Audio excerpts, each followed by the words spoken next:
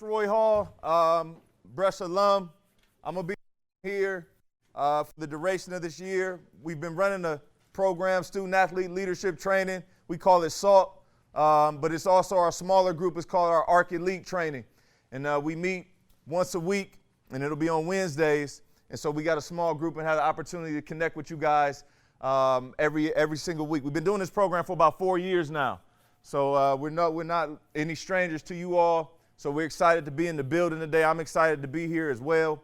What's interesting is just last Friday, one of the things I do every single Friday, I still work with the Ohio State football team. I'm in there every Friday during the season and out of season working with them from a motivational standpoint, on a spiritual standpoint.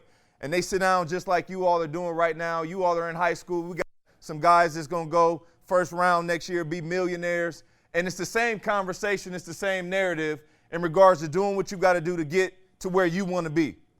So whether it's teachers or coaches, no matter what's going on, this ain't got nothing to do with them. This is all about where do you want to be in your life and where you want to go, right? So based on your actions day to day is going to dictate where you're going to go. Has nothing to do with what coach you get, what teacher you get. It's all about where you want to go and where you want to see yourself in the next 3 to 5 years. What college you want to go to, right? In 7 years, which type of house do you want to be buying for your mom or your dad, right? Do you want to be in position as a student athlete to go to the Olympics? Like, that's on you. That has nothing to do with your environment, right? You get to make the decision to be great. And so it's a couple of people I'm going to introduce you to, or somebody that I'm going to introduce you to in a little bit. But I want to start here before we go any further. I gave you guys some sheets. Hopefully everybody got them. If not, you can take a screenshot of it and fill it in and print it out later. You can get it from Coach Dukes. But I grew up at 4108 Princeton Boulevard, right? 4108 Princeton, right at the intersection of Princeton and Greenville. That's where I was. As a matter of fact, if I'm being 1,000% honest, that particular area of South Euclid is predominantly black, and that's where they were pushing all the people from Heights and East Cleveland and in inner city Cleveland. If you was coming from Glenville, Collinwood, if you was coming from any area that was in the SEL school district, they early on in the early 90s, they were pushing everybody to that pocket. As a matter of fact, before they closed down the elementary school, it was Loudon Elementary School. The elementary school at the time when it closed down was 99.9% African Americans, black. Right, so they pushed all us down there before, like when this whole thing was getting started. When I went to Brush, I'm telling you this for a reason. When I went to Brush, it was probably about 20% black, right? And I say that it was a good thing, actually, because it showed me how to interact with people that didn't look like me, right? It cut through all the narratives that people was feeding me. And so that particular pocket showed me how to navigate in life. Because right now they feeding you this division stuff that's getting you, hey, you got black, you got white. Here's the thing. We need each other, number one, to grow. We need each other, number two, to win championships. We need each other, number three, to go to college and to excel. My high school football coach was black, but my high school basketball coach was white. My head coach in college was white, right? It don't even matter, right? It don't matter where you come from. So we get rid of that real quick. Right? We got to interact with each other like we're trying to go to the next level. You help me, I help you. And that's what I learned at 4108 Princeton. But the other thing that happened to me down there, early on, I was 12 years old. I had just started lifting weights. My mom had split up with my dad when we used to live in Cleveland Heights, and we moved to South Euclid. Tried to get a fresh start. My mom had a boyfriend that was helping her and taking care of her and helping to take care of us. She was coming out of some trauma. My dad was a heroin addict. My dad had a crazy substance abuse challenge, and domestic violence was something that was often in my house. And we moved out of that situation from East Cleveland and moved to South Euclid. And this one particular day at the time, you know, I was trying to get swole. I was trying to lift weights. And so we had this small little weight bench that my mom had bought me. It's probably only like $95. You can only pack it out from a bench press standpoint to 95 pounds. And that was heavy for me at the time. And I'm trying to get 2 or 3 reps on this thing, and I'm up there lifting weights. And I heard some rumbling going on downstairs. Now, my mom and her boyfriend used to argue all the time, but it never like escalated to the point where I was of concern. Raised voices, I was used to. But once the wall started shaking, now all of a sudden it was a problem. But I was getting swole, big dog. So I'm upstairs, like I already went through this with my dad, and I was just a little dude. Now I'm 12, bro, and at 12, I was 6'1", and I wore a size 14 shoe, and I was ready. I'm like, all right, let's get it. I'm up here lifting weights. I'm thinking I'm kind of swole. So I was waiting for something to pop off because I'm like, now I could be in position to take care of my mom. I wasn't in position to do that when I was 8 or 9 years old. But now at 12, right, I'm ready to go. So I'm sitting there, you know what I mean, and I'm waiting. And I'm like, you know what, I'm going to go down there because enough is enough. I started hearing him calling her the B word and all types of stuff popping out of his mouth. And so I get to the top of the steps. And as soon as I got to those first 3 steps to get to the landing, to get to the other 10 steps downstairs, as soon as I got there, I heard her scream my name, Roy! Now, obviously, she didn't sound like me, but you can understand what that sounded like as a grown woman screaming as loud as she possibly can. She yelled out my name. I hopped down the steps, and I promise you, I jumped down all 10 steps. I jumped down as soon as I hit the ground, boom, I might have fell. I popped back up. Adrenaline is rushing now. I look over, my mom's in the fetal position, curled up. She got her face covered up like this, and she's talking to me. She's like, it'll be okay. She said, it'll be okay. My mom got blood coming all the way down her shirt, all over her hands. Now, her boyfriend at the time, he had hit her in the face so hard it broke her nose and broke her jaw at the same time. I was at the top of the steps. Now, if I had reacted a little bit sooner when I heard the danger, when I saw or felt the need to go do something, when it was time for me to go and change the situation, I just hesitated. I was holding back for whatever reason. Maybe I was a little bit afraid. Maybe I was just trying to wait for the moment. But I was late. And I got down there and I held her hand and we called 911 and the police came and we got into that ambulance and I'm holding her hand and she's still telling me, like, it's going to be okay. And then she started thanking me. My mom started thanking me, like, thank you for being there. Thank you for not being afraid. Thank you for being my young big man. She said it'll be okay. She said everything will be okay. But when I heard my name called, all of a sudden, I snapped into action. Maybe I was a little bit afraid at the top of the stairs. I didn't know what I was going to do at 12. But when I heard my name called, I answered it. I answered it with my actions. Literally. I didn't stay upside and say, how mom, what'd you say? I jumped down some steps. I got over to her. I made sure I got my hands dirty in her blood and decided, hey, man, I'm going to stand up for her. And I looked him square in the face, man to man. I wasn't afraid no more. Yeah, he left and I didn't have to fight, but I was ready to do what I had to do to defend my mom at the time. Listen to what I'm saying. This is a call to you. When your name is called, will you answer that call? When the opportunity arises and it's time for you to answer the call, will you answer the call? Will you, when it's your time? When greatness is yelling your name, will you answer the call? Or will you stand at the top of the steps? Or will you just sit back and wait? Or will you just wait for somebody to give it to you? I'm talking to you from a grown man that loves you because y'all alumni, and it don't matter whether you male or female. It don't matter whether you play boys basketball or girls basketball, you on the swim team or golfing or both, whatever you're doing. The same rules apply. Academically, socially, and athletically, will you answer the call? Because your name is getting called all the time. As a matter of fact, some of y'all standout athletes, and you see your name on the social media and in the highlights all the time. You used to people saying your name, and you still not answering the call. You still not performing to your maximum capabilities. You still not doing everything you possibly can be. You still not the best version of yourself yet. And you see your name in the lights. You got to answer the call.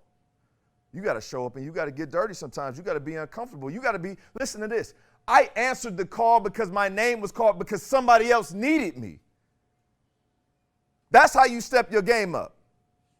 How are you helping the people around you? What are you doing for your teammates? What are you doing for your classmates? How are you going to have a 3.85 GPA and somebody on your squad barely academically eligible and you ain't saying nothing? You're not answering the call. How you going to say you want to play D1 ball, but you're not studying and playing or studying like you want to play D1 ball? I know cats that went D1, got into the classroom, couldn't read a book, and they failed out because they didn't do what they were supposed to do here. You need a help in the subject. You need a help at home, something going on with your mom, your dad, your family, and you dealing with something on the inside, mental health-wise, you need to step up and say, you know what? I need some help. Because when you don't say I need some help, that's basically not answering the call. You got to answer the call and step up. The only reason why I'm here today is because of my mom. I'm telling you that. This is why I do this. She is literally the only person I want to make proud every day. The only one. That's why I went to Ohio State. That's why I fought through injuries and went to the NFL. That's why I do what I do. That's why I'm paid hundreds of thousands of dollars to do this. Trust me, I'm making NFL money right now speaking. Why? Because my mindset is the same. I'm trying to help people. And as long as you're trying to help people, you're going to get paid for it. You're going to benefit from it. And that's why we're doing what we're doing here. No, this is on me. I'm coming here for you. This is for y'all. Right? Look at these sheets real quick. We got about 15 more minutes. 15 minutes. I'm going to do this in about 10. I'm going to do it in 10. And then I'm going to introduce my best friend. And then we're going to rock and roll and get up out of here. All right? So social messaging. Social messaging. Now listen to what I say here. When they had the bubble a year ago, when we shut down the whole country because of COVID, and the NBA players had all these names on the back of their jerseys, right now at Ohio State, they still got words like equality on the back of their helmets. And so we started labeling and using all these terms that we never used before. And I started looking at this and dissecting it. And it was like, man, how can we use this to our advantage?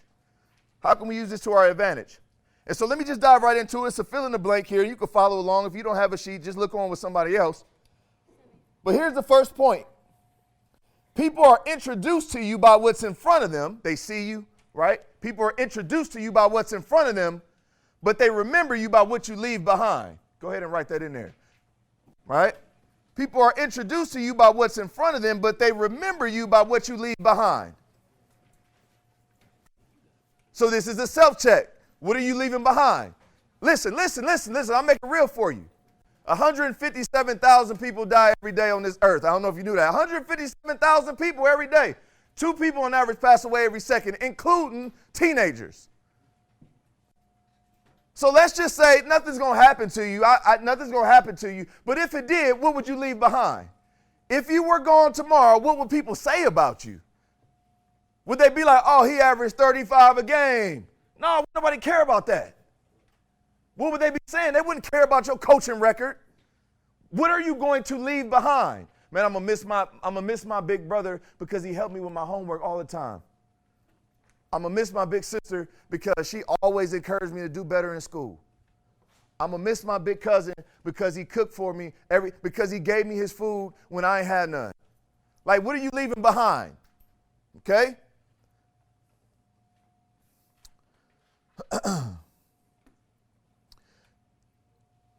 You are responsible for your first name. You're responsible for your first name. But you represent your last name. She said, ooh. Listen, you're responsible for your first name, but you represent your last name. That means your last name, you are representing your daddy or your mom or your whoever taking care of you, maybe a foster parent. I don't know whose last name you got. I know it came from somewhere, a grandparent.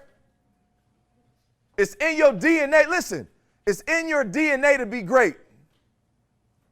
You got to believe that. It's in your DNA to not be a loser. You got to know that. It's in your DNA to come out on top. You got to be able to draw from that. It's in your DNA to finish in first place. Man, you got to recognize that.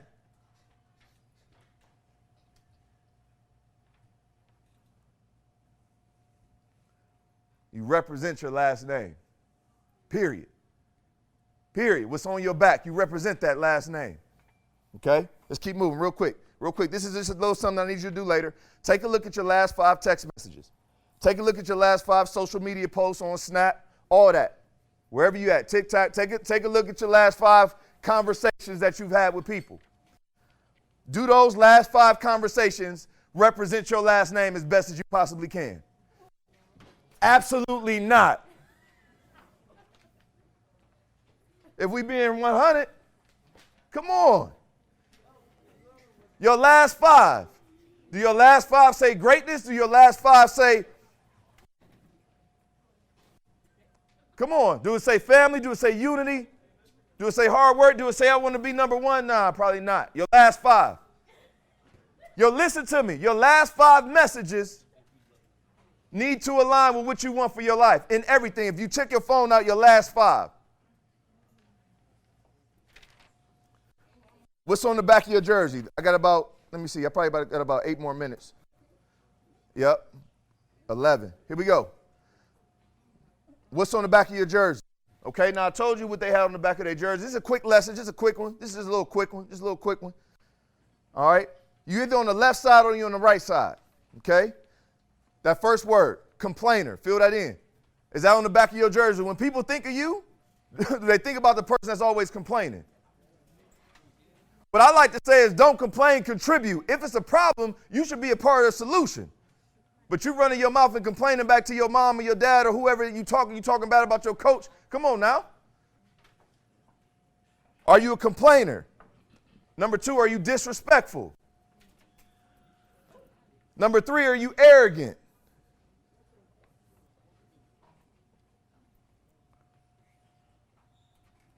Number 4, are you jealous? Are you jealous of the people around you or your teammates? You mad that you're not getting a shine? You mad that they always talking about the football team, but they ain't never talking about the girls' volleyball team? Like, that's jealousy. And I'm not picking on those 2 groups. I'm just saying it don't matter whether they talking about you or not. What are you going to do to make a difference with your crew?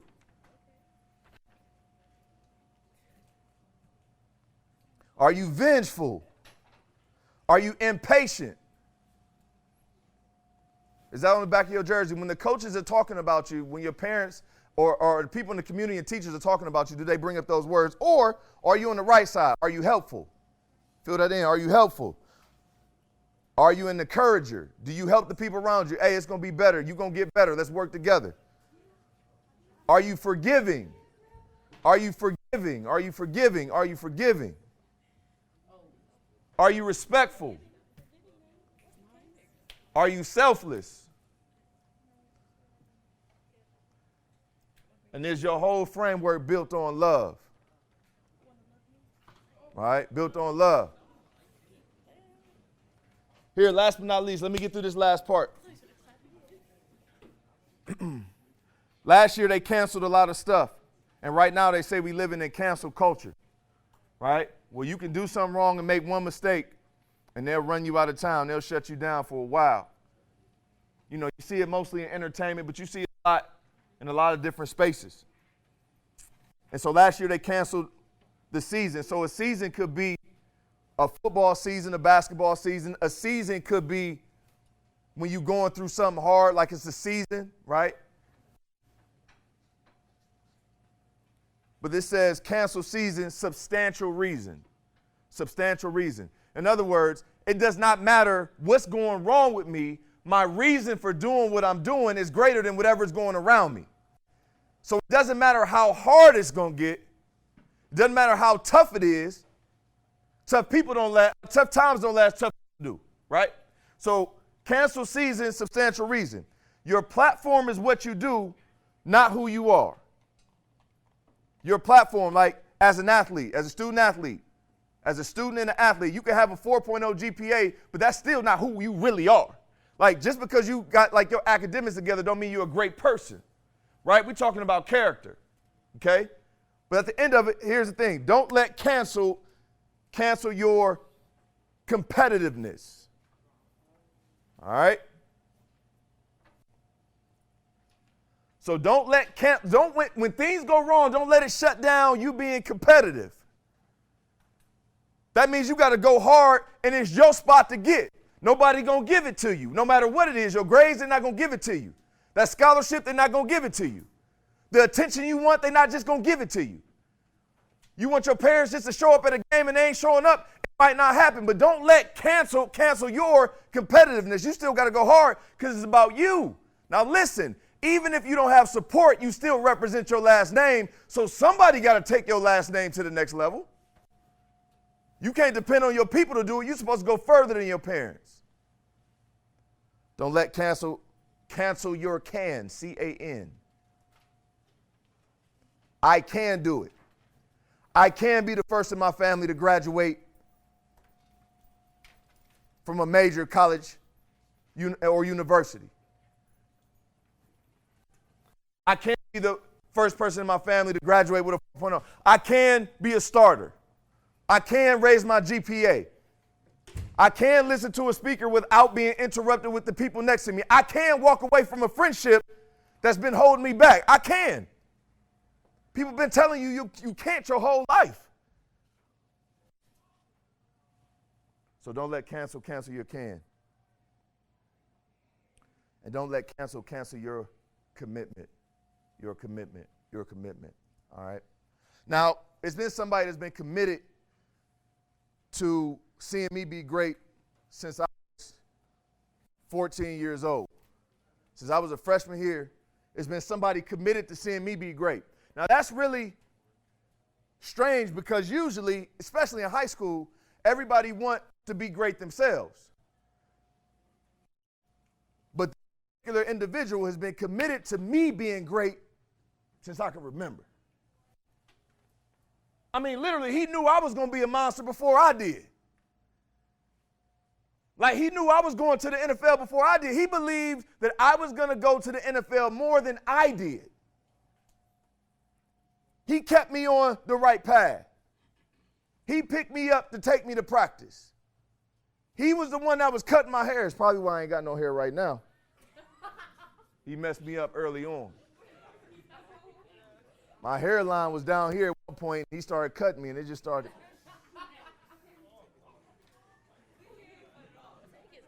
But listen, but he had my back.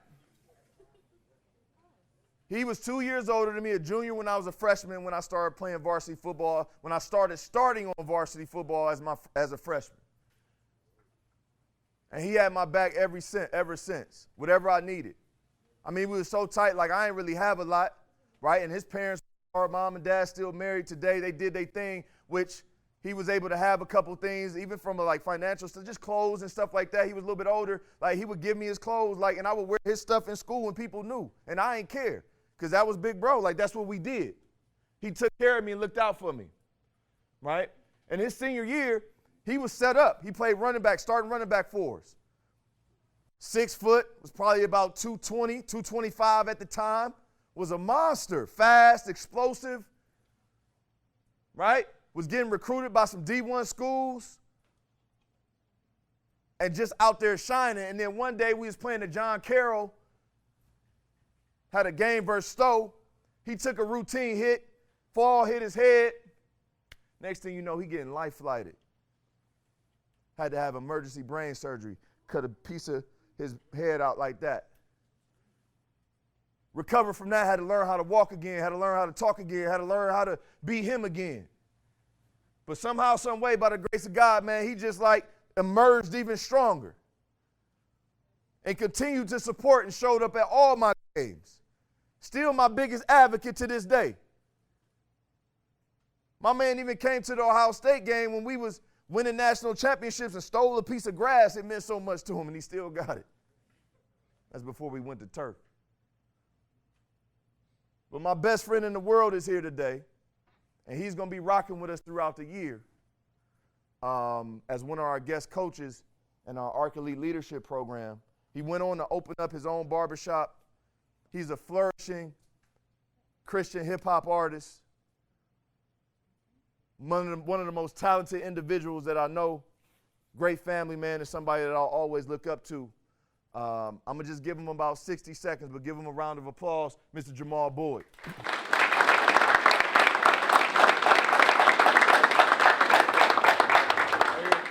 All right, Arcs, a pleasure to be here. Like my brother Roy said, you know, we're alumni of this school. I graduated in 2000.